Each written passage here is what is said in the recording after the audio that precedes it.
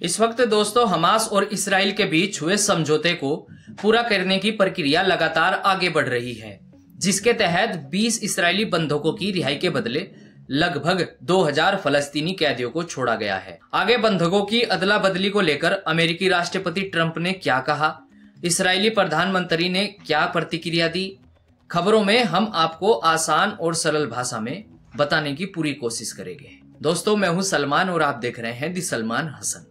इस्राएली अखबार the times of Israel की report के मुताबिक इस ऐतिहासिक अदला बदली से ठीक पहले रविवार शाम को प्रधानमंत्री बेंजामिन नेतन्याहू ने एक रिकॉर्डेड बयान में राष्ट्र से एकता की अपील की है। उन्होंने चेतावनी दी, इस्राएल अभी भी सुरक्षा चुनौतियों का सामना कर रहा है। बंधकों की रिहाई की प्रत्याशा में प्रधानमंत्री नेतन्याहू ने इस पल को आंसुओं की शाम और खुशी की शाम बताया। उन्होंने इसे ऐतिहासिक घटना बताते हुए कहा कि कई लोगों को विश्वास नहीं था कि ऐसा कभी हो पाएगा। साथ ही उन्होंने जोड़ा कि संयुक्त शक्ति से इस्राएल ने शानदार जीत हासिल की है, जिसने पूरी दुनिया को कहीं ना कहीं चौंका दिया है। सोमवार की सुबह यह समझौता जमीन पर उतरा, जिसके तहत हमास द्वारा रखे गए 20 शेष जीवित बंधकों की वतन वापसी हुई। अमेरिकी राष्ट्रपति डोनाल्ड ट्रंप की मध्यस्थता वाले गजा संघर्ष विराम समझौते के तहत इस्राएल इस जश्न में अपने परिवारों के साथ शामिल हुआ। बताया गया है शुरुआती चरण में पहले 7 जीवित बंधकों को, जिन्हें गजा सिटी में स्थानीय समय के अनुसार सुबह 8 बजे रेड क्रॉस को सौंपा गया।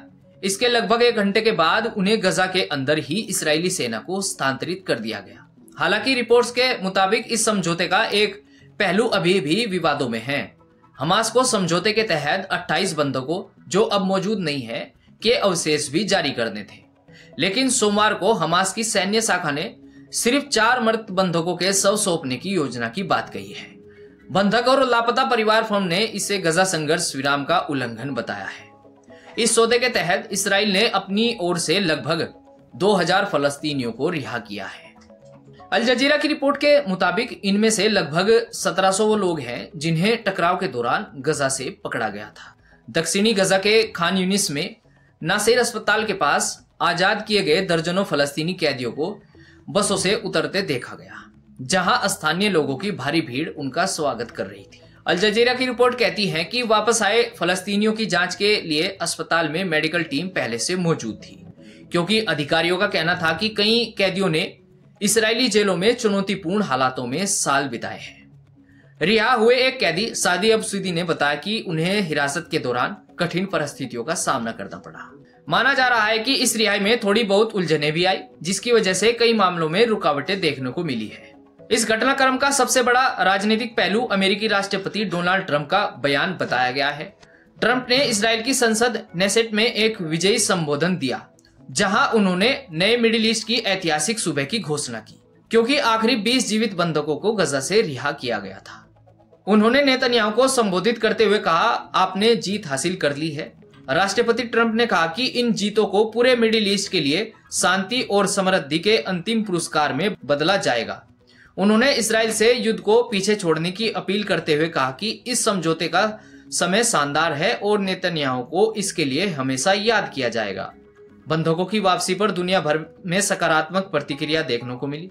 दुनिया भर के यहूदी संगठनों ने इस्राएली बंधकों की वापसी का स्वागत किया और इसे आशा का दिन बताया। कई संगठनों ने इस समझौते को सुरक्षित करने के लिए अमेरिकी राष्ट्रपति डोनाल्ड ट्रंप और उनकी टीम को धन्यवाद भी दिया।